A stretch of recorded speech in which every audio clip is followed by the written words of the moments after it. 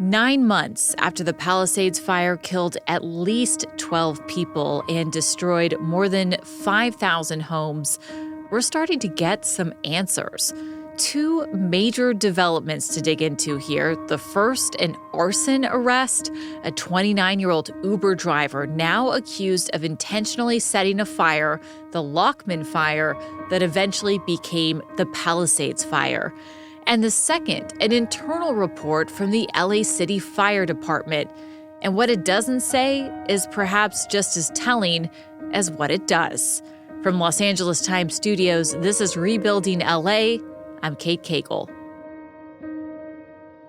At the time of this recording, Jonathan Rinderknecht is in federal custody, charged with setting the Lachman Fire just after midnight on New Year's Day. Firefighters arrived quickly to contain it, but here's Bill Asaley. He's the acting U.S. attorney for the DOJ's Central District of California, describing what investigators say happened next. Although firefighters suppressed the blaze, the fire continued to smolder and burn underground within the root structure of the dense vegetation. Investigators with the Bureau of Alcohol, Tobacco, Firearms and Explosives, or ATF, are calling the Palisades Fire a holdover fire, meaning it was a continuation of this fire on New Year's Day that heavy winds forced to the surface on January 7th. Asaley declined to comment on the firefighters' response to the Lachman Fire, but hours after he announced this arrest, the LAFD released its own internal after-action report on the Palisades Fire. And while it's critical of the department's overall preparedness on January 7th, it said very little about the Lachman Fire. And that has left a lot of survivors with a lot of questions and very little closure. My name is Allison Holdorf-Paulhill. I lived at 1046 Iliff for 30 years. That press conference reopened huge wounds for our community. It wasn't rage about this 29-year-old who, on a non-windy night, set a fire. That is bad, and I'm glad they caught him, and he needs to be held accountable. It was rage that happened on January 1st, and it wasn't correctly put out. My name is Hank Wright. I lived at 650 Lachman Lane for 32 years in the Palisades. Them trying to hang it on one guy is totally incompetent. For them to sit there and to say that we found it, we have closure, is not true. I'm Karen Lee Hopkins. I'm in the business of telling stories, and to cast then a bad guy in it and say, this is who did it, and we're so sorry, but I hope that everyone can go back to their thoughts and prayers and move on, is just a bunch of ludicrousness. Wade Major of Big Rock Drive in Malibu. I'm on the Rebuild Task Force.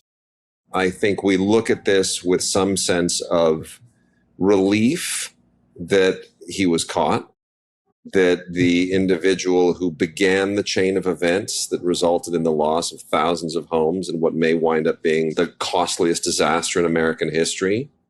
But if anything, it would appear to make it worse, because there was a fire on the 1st that we now know planted the seeds of the fire on the 7th. What happened during those intervening 6 days?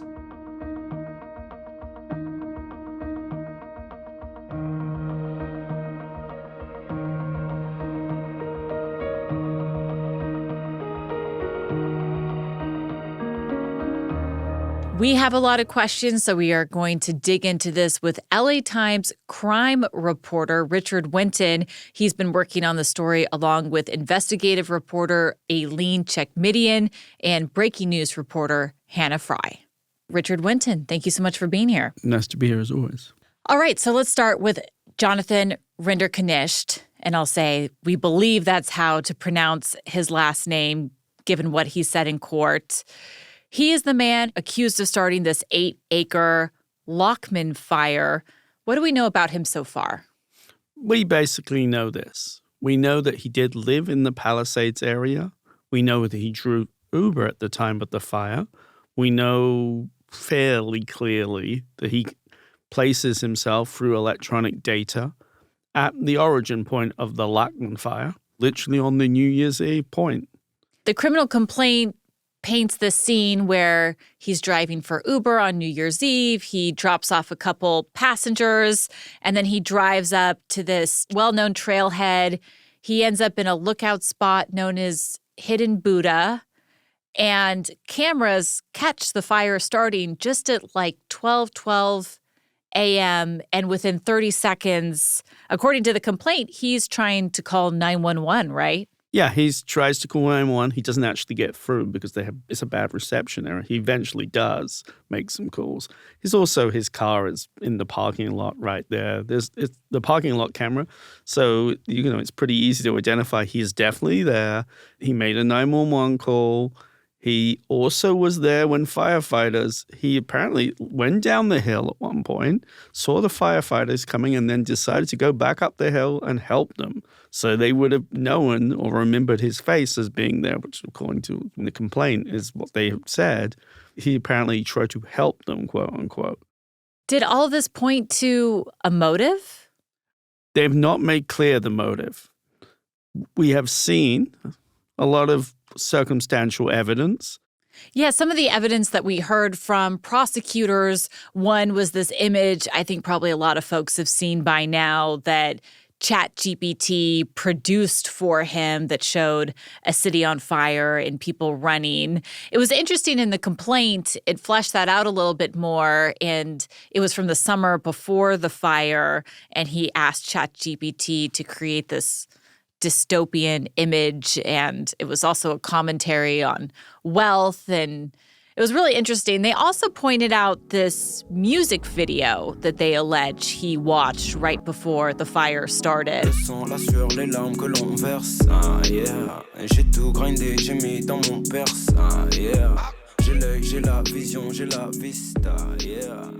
What do we know about the video and the music and all that? Well, the video is this French rapper. I'm sure, just so people understand, this guy spent a lot of time growing up in France and spent a lot of time in France, so this is probably music in his sphere. It's not like he suddenly found it and reached out and it's obscure. No, it's probably in something he might have listened to. But there's also, the prosecution has also harped on the fact that there was, a trash bin on fire in the video for this rap song, which he is playing. I think it was 8 times in the immediate period around this fire starting. And in addition, they also note in the complaint that the 2 people who were in his Uber car described him as, quote, angry. What else were you able to learn about his background? We know his parents are like missionaries in France. He lived in LA. He was an Uber driver. He lived in the sort of, the apartment area of Palisades. We know that he'd been here a while, but we also know he hasn't got many local attachments in the end. And for instance, it turns out some of his relatives live in Florida. And he was interviewed here, in the weeks afterwards. Obviously, anyone who put themselves in this plane at that time would have been a subject of interview. So he was, became a focus in January of the same month of the fire. And investigators are saying that they were able to put his cell phone and only his cell phone at the scene that night, correct? Well, what they do is, so this is how it works. They call it geofencing. Basically, they look for the cell tower or data on New Year's Eve, probably eliminate all the people who live like in the neighborhoods who they regularly go on that cell tower. So all the people who live on Lachman, which is right there, they'd be like, oh, those people we expect to see on the cell phone. But then they look to see who the other people were. I don't know if he was the only person, but let's put it this way. There were probably very few other people who would be using maybe that immediate tower because it's a fairly obscure spot. It's not a Sunday afternoon hiking period. You don't expect a whole bunch of people to go up and down there. And so on the basis of that, they can easily usually place someone. Then they can look at what they've done. Then they can show the calls, the movements. They'd be able to probably see his car literally drive down the hill and drive back up. Probably also he had his Uber file would show his times of drop-off, his movements, everything showing. And then you got all his purchases. Did he use cash? Did he use credit cards? It's all pretty easily buildable at this point. It's all right there. Now, there's interesting points here, though. This case, they had to go back. This is all retrospective. This did not happen in sort of, in the immediacy. If he lit this fire, as they say, on this night, no one investigated this for a while. Well, we're going to dive more into that in the whole holdover fire theory. But first, do you anticipate that he's going to see more charges? Because right now, at this point, and we are talking on Monday, October 13th, he's only been charged with, quote, destruction of property by means of fire. Can we expect more charges to come? What are the next steps in this case? Yeah, the interesting thing, the charges he's charged with now can just be done by just dealing with the Lachman Fire. Just the 8 acres he set light to alone is enough to get him for what they've charged him with right now. But the interesting thing is when they laid this crime out, the U.S. Attorney, Bill Asaley, and Kenny Cooper from the ATF, they made it pretty clear that they weren't just accusing him because he lit this Lachman Fire. They're essentially accusing him of the Palisades Fire. A Palisades Fire is a deadly fire with a really considerable body count. It's very likely, having to talk to former federal prosecutors, that once he is returned, he was apprehended in Florida, and he'll be brought back to California. At that point, he will face a grand jury indictment. That indictment could involve a level of homicide. Now, can't say it'll be murder. It could be some version of manslaughter. But, it seems that they are seeking, based on their statements, to bring a far larger case against him. Well, and we should say that Rinderknecht himself has not entered a plea yet. And when they talked about whether or not he could be released on bond, the judge said that the death penalty is not necessarily off the table in this case and used that as one of the reasons to keep him in custody. Yeah, I mean, there was a number of other discussions in that courtroom. When he was apprehended, it was also brought up that they had an agent testify. It was also brought up that there were allegations that he had a gun in the house. There were allegations that he may have tried to set fire to his relative's house or threatened to set fire of it to the house. And it got to the point where the concerning behavior of him was that his sister and his brother-in-law moved their children out of the house where he was living with them. There was concern over his mental state. Seemed to be deteriorating. Yeah, I mean, either we don't know if this was a long-term thing, in other words, this has always been his state, or whether, he was at this point, he was fairly aware that he'd been questioned about a fire. And if it does turn out he has said it, obviously that would be a lot of pressure on him. But yeah, his behavior, according to some of this testimony, is fairly erratic. Well, I really want to dig into this holdover fire theory, what the fire department did or didn't do. But first, let's take a quick break.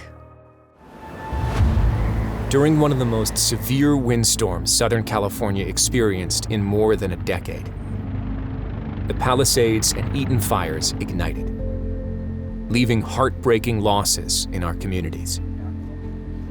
Now, as we build back, we're building stronger, cleaner, and more resilient. In communities most vulnerable to dangerous weather conditions and wildfires, Southern California Edison is placing power lines underground, hardening the electric system by installing wires with protective coating, and adding advanced technology to help keep communities safe. So when Southern California faces the next storm, the next most severe event, structures adjacent to Piper Road, we'll be ready. Learn more at sce.com/disaster recovery. All right, we are back with Richard Winton of the Los Angeles Times. So they're calling this a holdover fire, which maybe a lot of people are not familiar with this term. What exactly does that mean? Is it fair to say that this was a rekindling, that it became the Palisades Fire? Yeah, basically this is a little bit of semantics. Yes, this is a A fire which has stayed in the roots, stayed below the surface, wasn't, literally burning with flames on the top, but it sat somewhere dormant and hidden, was still burning out of sight, and then reignites when those winds, everyone's fairly familiar by now, there were big winds that night. Everyone expected problems, and it turned out the problem was already there. It was just hidden to some degree. And this has raised alarm bells not just for victims of the fire, but also for folks who investigate arson in fires for a living. You've been speaking to this retired arson investigator, Edward Nordskog. He's used to be with the LA County Sheriff's Department. Here's what he had to say. You have to have an investigator go there and start an investigation. And it usually starts out with go to the scene, get the best view you can. Sometimes wildland fires, you need a helicopter to take a look at the burn scar. We don't really care how big the fire gets. We care where it started. What is the origin of the fire? And once you figure that out, then you get the boots on the ground and investigators literally on their hands and knees reading fire patterns on the ground to try and figure out exactly where it started. And then you look for an ignition source. It sounds simple. It is one of the hardest things in law enforcement or fire to ever do. It is not easy. And wildland fires are more difficult than just about any other fire. So do you have any insight into how investigators came to determine the Palisades Fire was a holdover fire? There was a couple of things which sort of made it clear. Firstly, the scar and the overlay and the mapping, and it was fairly obvious because, by the way, in the aftermath, they eventually went back up there and they even relit a version of the fire on the exact same conditions, night, moon, everything, to see if it matched. And yes, it turns out pretty much it's dead on. So it's like, basically the scar of one fire is where the other fire started. This is from January 1st. So during that week before it became the Palisades Fire, were arson investigators already out there investigating? We don't know that. What we do know is it was just basically checked out at the level. So what happens is with fires at a certain level, and we get a lot in Los Angeles, you just have to understand. If we say every 3 to 5 acre fire in the city, or even 8 acre, there's a bunch. If you were to go right now on our city news service, which is like our little local wire, you'd see every day there's like 3 or 4 of these things popping up, and the LAFD deals with them. They don't generally investigate everyone, unless it's really obvious. In the sense of the arson investigators going out. They tend to have like a local captain or someone more locally declare, hey, this is what we think the cause of this fire was. I found this and this. So what we don't know here is whether there's been no statements that they gathered what I call evidence in contemporary time. In other words, it seems all the big investigation was done after Palisades. In other words, it wasn't like they did some specialized investigation up there with the people who were like part of the arson detail in the immediacy. Doesn't that make it hard to investigate, given the fact that it burned all over again? Yeah. There's no doubt about that.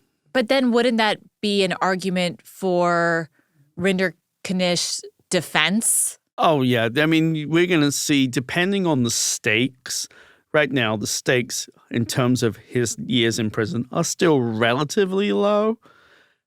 If this becomes essentially a murder case in federal court, that would become a high-stakes case with a very strong federal public defender, likely defense team, who are usually experienced in murder cases, and they know what they're doing. I've seen cases where they just pick apart everything. Firstly, there's been a huge discussion, which people may be familiar with because it was mentioned, discussed, about it's New Year's Eve, were fireworks going off? There was a whole, did fireworks start the Lachman Fire discussion? Well, I'm sure the defense team will at some point push, well, how did you check for fireworks? Well, they were asked this question in the press conference, and in the aftermath, the ATF asked questions of reporters. And they'd be like, no, we didn't recover anything which suggested that fireworks were the cause. There was nothing. But, I'm sure the defense team would immediately say, yeah, but you did that after the Palisades fire, right? And you just told us there were a lot of wins in that period. So what's to say all the evidence which may have been left from the Lachman Fire, the first fire, which is now like basically a week before, hasn't just blown away? Why is the evidence going to still be there on this windy hillside? You keep mentioning it's very windy. And so it makes it harder. Well, and then on the same day, we get this long-awaited internal report from the LA City Fire Department about their response to the Palisades Fire. And we were talking about there's this harrowing half-hour by half-hour play-out to the response to the Palisades Fire and how quickly it was spreading. But the actual section on the Lachman Fire is like 2 paragraphs, right? Yeah, I describe it as a Francis Ford Coppola movie which suddenly had a Hallmark intermission. I mean, it's, there's this very dynamic picture of, the incredible firefight and, the firestorm of Palisades. And then suddenly, you get way down in, and then there's, interlude of, the Lachman Fire, which says people were sent out. It doesn't actually say what they did, really, but it's very, very undescriptive and doesn't mention at all the whole real nature of holdover fire. It doesn't discuss any of that. As I mentioned, you've been reporting this story with your colleague, investigative reporter Aileen Chekmidian. She's unfortunately out of town, so she could not join us in studio, but we did talk with her over the weekend. This is what she had to say about firefighters' response to the Lachman Fire. So from what we've been able to understand is that they were there for about a little over 36 hours on January 1st. And then they left on the 2nd, January 2nd, and then on the 3rd they returned, the chief said, to do another round of cold trailing because there was a report of smoke in the area. And I am not aware of any activity after that. Richard, is that the usual protocol for a fire like this? There's differing protocols. In fact, 2 months after this fire, they wrote what seems to be a new, very detailed mop-up policy, which essentially says all the things you're meant to do, going back, cutting this basically massive bulldozer line around the fire. So even if it does reignite, it can't spread, checking to see if there's heat there.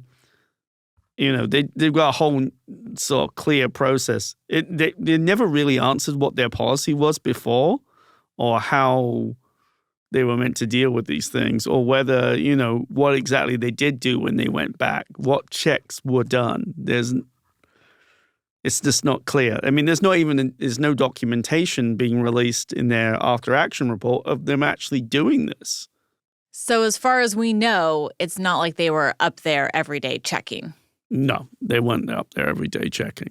And we should be clear, too, even if it's maybe not common knowledge among the public that these holdover fires are a possibility, this is a well-established phenomenon. I mean, this is how the Lahaina fire started. It's known to be a holdover fire. This is something that our city fire department should be aware of as a risk, right? Oh, yeah. This is a common phenomenon. We had another fire just weeks before in which there was a mountain fire in Camarillo, which we understand also was a holdover fire. So this is a common phenomenon. And this wasn't there are versions of the holdover fire where we get the big, forests, and it's deep in the forest of winter and it spends months underground. And that's some people would refer to those fires as zombie fires, where they're so hidden. But in this version, it's not even that hidden. It's a recent fire. It's kind of a more obvious case. Is there any reason, any explanation they've given why they didn't do thermal imaging? Their explanation, thermal imaging doesn't work when it's deep in the roots because this heat isn't 1 or 2 inches from the surface. The problem with that is, in this case, is they didn't even try. So we don't know if it was 1 or 2 inches from the surface because there was no thermal imaging. That's what the acting fire chief told us when Aileen questioned him. Did investigators from the ATF say anything about the responsibility of the fire department here? ATF. I asked them very, very directly. The local head is Kenny Cooper, is the special agent in charge. And he says this responsibility, in his view, solely lies with the fire starter. That the firefighters did what they can do, but these holdover fires are hard to find. That he actually spent some time early in his career working in forestry. He didn't say which state, one of the big states with forests, and seen holdover fires. And he puts, and it's his view, he puts the firm blame on the fire starter. Well, and now we're getting the reaction from folks in Malibu and the Palisades and fire survivors. Here's Malibu resident Wade Major responding to the investigation and arrest of Rinderknecht. Everyone needs to understand he is not charged with the Palisades Fire. He is charged with the Lachman Fire.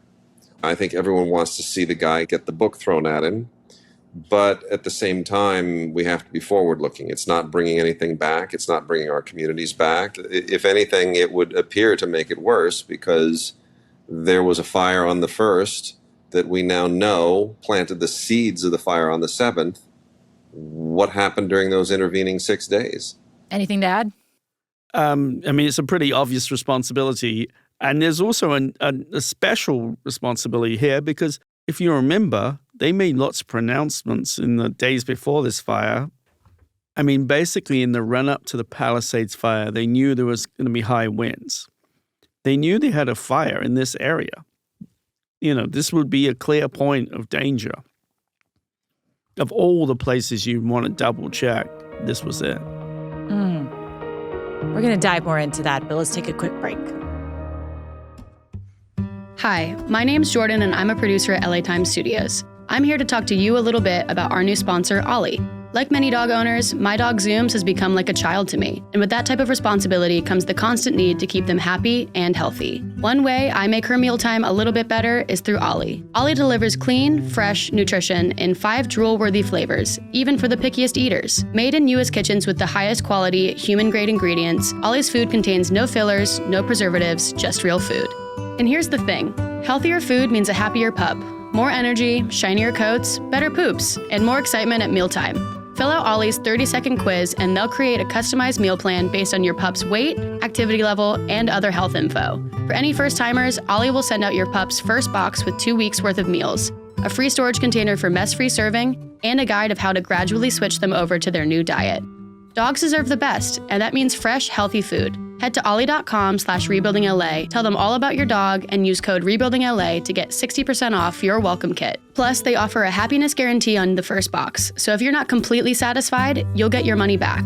That's OLLIE.com/rebuildingla and enter code REBUILDINGLA to get 60% off your first box.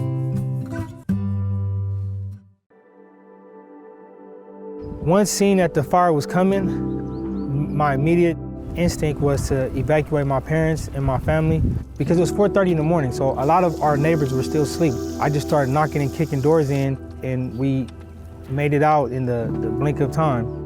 Sergio Lambert, a union carpenter, lost his home in the Altadena fire, escaping with his family just minutes before flames engulfed his whole street.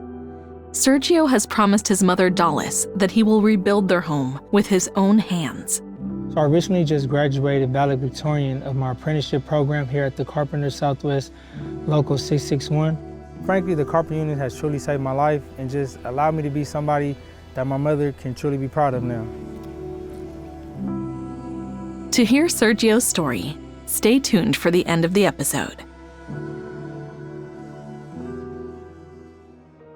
We are back with Richard Winton of the Los Angeles Times.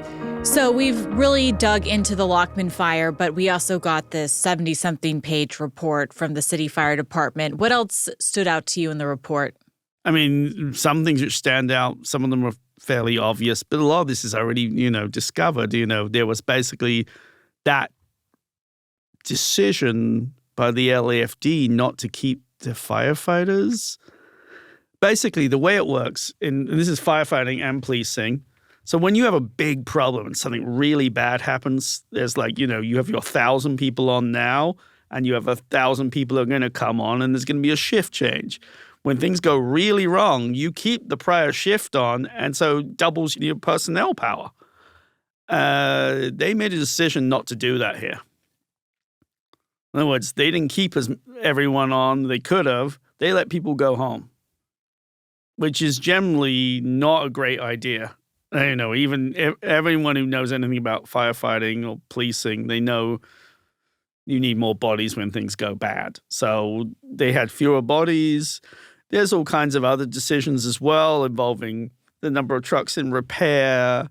It's just there's a series of just misstep after misstep. Well, and I think a lot of folks would remember that they ended up putting a call out to call firefighters back, and that didn't roll out very smoothly either. Yeah, they didn't basically have the personnel to fight this fire in enough time. Now, they claim all the winds were out of control and everything, but there's also a number of issues if you just didn't have the people. And then did you even have the water? That large reservoir for this area was offline. We've also found out that they had problems getting water tender trucks up the hills. In other words, when you don't have, if it won't come out of the hydrants, there's only other way to do this is to put these tanker trucks up and can allow the fire trucks to get their water from there. I've seen that done on the ground. It's pretty common. And they had issues with that. So is LAFD just not set up to handle a wildland fire? Reality, they're not compared with, say, Ventura or LA County. Like Ventura has a lot of fires all the time, and they're not as big a department, but they have a lot more wildland fires. And, LA County, even it's the same thing. They have areas where it's much more likely to get a very large fire going, and they're going to be a multi-day fight. LAFD, they tend to have smaller fires, not on that scale, but also when they do get involved in that kind of wildland firefighting, they're kind of in the assistance role. They're going off to help whoever it is. But the people who manage it, like Cal Fire, they've got real experience in wildland firefighting, which is a different business by everyone's acknowledgement. So back to the criminal investigation, we talked about what we know or don't know about the investigation into the Lachman Fire that first week. When did the arson investigation into the Palisades Fire begin? Almost immediately. I mean, within just as immediately as the firefight was, into the controlled phase, they were investigating, because you can, even before you get into on the ground, you can start pulling things. You know what the origin point is. And then you can work. I mean, they knew almost right away where this started. So, because you know the engine 23, which is basically the little local engine, which you go, there's a firehouse right there. They responded on both fires, if you look at the recalls. And actually one of them says, as they go up the hill on the Palisades Fire, it's where the Lachman Fire was. Literally, it's in the communication. You can see it's right there. They just say it early on. How quickly do you know that they started looking at this Uber driver, Rinderknecht? I know for a fact that they looked at him within 15 to 20 days, for sure, absolute. I became aware that they were looking at an unnamed individual in this context. Can you explain why then it took so long for there to actually be an arrest? It seems that, firstly, the feds tend to move pretty slowly. And then essentially they had to do all this ATF work. So that's the interesting thing, and why, if they're only connecting him to the Lachman, they could have charged him in the Lachman file long ago, probably. That was not complicated. Most of the time they spent since then involves the Palisades Fire. Richard, what has the fire department said about its role in between these two fires, the Lachman Fire and the Palisades Fire? And have they really addressed concerns that we're hearing from residents that this was a holdover fire? I mean, what they've said is they knocked down the initial fire, was an 8-acre fire, and then they had a series of mop-up operations over a couple of days. They went and checked the fire back. They did some cold trailing around it. Doesn't say how much of that they did, But that's been their explanation. It's sort of very perfunctory because these are small fires which happen all over the city. Obviously this was the seeds of doom. But have they really addressed the residents who were pissed off, saying that they should have known better, that they should have done more? One of the most interesting things I find about the whole thing, just from a reporter perspective of covering these things, and I'm not sure why they don't do this, they don't seem to ever apologize for anything, which is kind of strange, given all the horrible things which happened. They could just start off by saying that we know how awful it is and we could have done better, but we think we did what we could. But they didn't really ever say that. At this point, there does seem to be a lot of questions about what happened during those 6 days between the Lachman Fire and the Palisades Fire. How important is it to the prosecution to prove this holdover fire theory?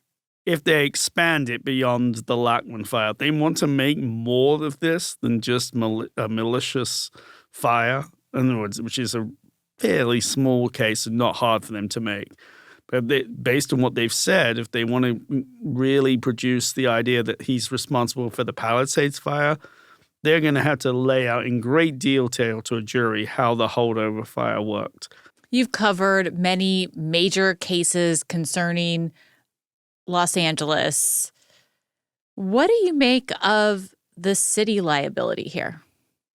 The city liability, well, public entities are harder to sue than, for instance, we all become fairly familiar in California about the utility companies getting sued from power lines starting fires, which has become a pretty clear phenomenon to the point where basically all power companies, if you're not familiar in California, they turn off the power in neighborhoods basically here now because they're so concerned about the liability when the winds come. But here, you have to prove a heavy degree of negligence, and hence the civil lawyers here will be seeking to prove a series of mistakes. Mistakes involving the holdover fire, mistakes involving deployment. In other words, errors which aren't normal. You're going to have to show a lot. It's not an easy course. It's kind of a toss-up whether having an arsonist makes it worse or not. It would usually be devastatingly negative for your case, but in this case, it wasn't like he set the fire, everything burned. It was he set the fire and everything burned a week later. And that plays differently and obviously means that, there's questions about how did you handle the holdover fire? Why didn't you find it? Did you do everything possible? Did you do everything which is even reasonable, not even just possible? And so lawyers are going to try and show a degree of negligence, which is going to be very serious. It's interesting as well. I mean, the city, sometimes they don't concede on these points. And you can see they don't want to concede on points like the thermal imaging and things because it does, in the end, it may influence the civil outcome. One of the decisions they've already made, which probably helps the plaintiffs, is they fired the fire chief. They got rid of the fire chief. They pushed her out. I mean, what does that say? I wanted to ask you about Kristen Crowley, who was the fire chief at the time, who has already been pushed out by Mayor Bass. How much of this does rest on the shoulders of one key decision maker at the top? It doesn't really work that way, actually, if you look at the fire department. So she was at the top. She selected people to be in charge of this West Bureau. The big question then is, well, did she make personal exact decisions? No, most of the authority was left to them. They made possibly decisions which we can now see were problematic. She would have been involved in the decision not to hold over the shift, though. That would be definitely on her. I mean, she's also made it clear, because she's now in the process of litigation, that Mayor Bass basically underfunded the fire department, made it hard for them to be able to fight these fires. And she started to actually tell that narrative slightly before in the run-up to her being removed, because she started to just go public with a fairly obvious criticism of her boss, the mayor, and was like, hell, I was just stuck with this, fire department which was underfunded and we didn't have the right things. We couldn't do the right stuff. And, we couldn't do blush clearance. We couldn't do, all these things. And that's why this happened. She will become a major factor, I suspect, in any of the civil cases, because in some ways what she says could be very damaging for the city. Well, and this report talks about the fact when they did call people back in to help fight the fire, that there was a lack of apparatus for them to be able to jump on and go out and help. Yeah, I mean, there's definitely a problem with the lack of fire trucks, or capable fire trucks. It seems a lot of them are in the repair shop, a lot. All right, LA Times crime reporter Richard Winton, fascinating, always great talking to you. Thanks for coming on the show. Nice to be here, as always. We will include links to Richard's stories in our show notes. And as noted, this is an ongoing and developing story, so please check back in with the LA Times for the latest. That's it for Rebuilding LA today. Thank you so much for listening. You can find us on Apple, Spotify, YouTube, anywhere else you listen to your podcasts. Please check us out, subscribe, and leave a review. Now a word from our sponsor. Sergio Lambert had to evacuate his mother and father from their Altadena home within 10 minutes. They escaped with only the clothes they were wearing. As a leader in the Los Angeles Carpenters Union, Sergio went to work helping other members, as well as other families in Altadena, who had lost their homes. Rebuild SoCal Partnership recently talked to Sergio and his mother Dulles about their loss and about Sergio's determination to rebuild their home with his own hands. Once seeing that the fire was coming, my immediate instinct was to evacuate my parents and my family because it was 4:30 in the morning, so a lot of our neighbors were still asleep. I just started knocking and kicking doors in, and we made it out in the blink of time. Yes, it was a state of fear, but more so it was a state of what's my next best move for me and my family's sake. And unfortunately, the next time that I saw my house, it was strictly ashes. I did a dual celebration because we celebrated Christmas and Kwanzaa. We baked rum cake, and that was a tradition in our family stemming from Costa Rica and Jamaica. A family favorite. I've tried not to come up here too often because it's very difficult. It is. And I need closure. I think that helps me to just see that it's no longer here. But the good memories are there. That's what keeps us afloat. And though it's hard to be up here and we lost everything, we have some neighbors that live right around the corner that lost their lives. We have lived there for over 35 years. It's a very diverse neighborhood, lots of African-American families. And we got to know people from walking. We were walkers around here. This neighborhood was, we walking our dogs, we walking the children, so very close-knit. My understanding is that a lot of our neighbors did not have fire insurance, and our hearts go out to them. When I lost my house, the Carpenters Union was right there immediately helping us out with water, food, shelter, and personally, they helped me out with the $5,000 donation to get me and my family back on my feet. Josh Raper, regional manager of the Western States Council of Carpenters, which represents thousands of union carpenters in Southern California, saw immediately what was needed. We are a union that fights for all of our members, as well as the community. What really makes us proud is that carpenter union locals from around the country pool their resources to support these union brothers and sisters in need. So in my younger years, I found myself being incarcerated. Upon release, I found the Carpenters Union due to family and friends. The skills and knowledge and education I got from the Carpenters Union changed my life. So I recently just graduated valedictorian of my apprenticeship program here at the Carpenters Southwest Local 661. What I brought to the apprenticeship was a great attitude, punctuality, but most of all, my resilience. Frankly, the Carpenter Union has truly saved my life and just allowed me to be somebody that my mother can truly be proud of now. And right to the right of me, this is where I built my 1,400 square foot ADU. The beauty of it is I built it once, we can always build it again. But yeah, I would say the greatest memories that I had in the home as a carpenter was all the updates that I did to this home that I grew up in, and along with the ADU that I built in the backyard. The tile for the bathroom was an all-black mosaic tile, and I used a special saw to make all those intricate cuts. But now, unfortunately, due to the fire, the saw has been destroyed. It's hard to take it all in. Sergio's an individual that had a couple bumps in the road, but he was really able to turn his life around. The Carpenters Union and our mentorship programs, we're proud to be part of that transformation. Right here, remember, Sergio, the bedroom was right here, and the living room was right over there where you see the fireplace. And we're gonna try to recreate all of this, wherever our new home may be or when we get back here. These are the hands of a skilled carpenter, working man's hands. I'm devoted, and I've made the promise to my parents that as a skilled carpenter, that I will build this house back, even if it's with my own hands.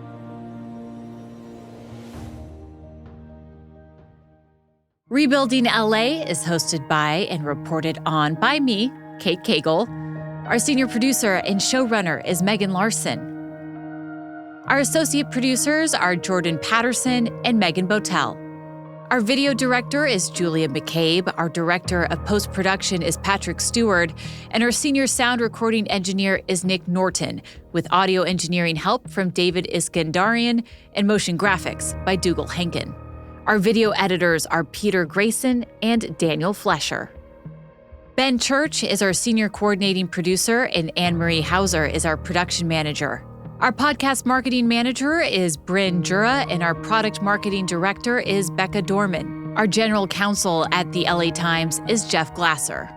Special thanks to President and Chief Operating Officer of the Los Angeles Times, Chris Argenteri, and the executive editor of the Los Angeles Times, Terry Tang. Rebuilding LA is co-created by LA Times Studios president Anna Migzanian and executive produced and co-created by Darius Derrickson. And one final thank you to all the residents of Altadena and the Pacific Palisades for sharing your stories with us.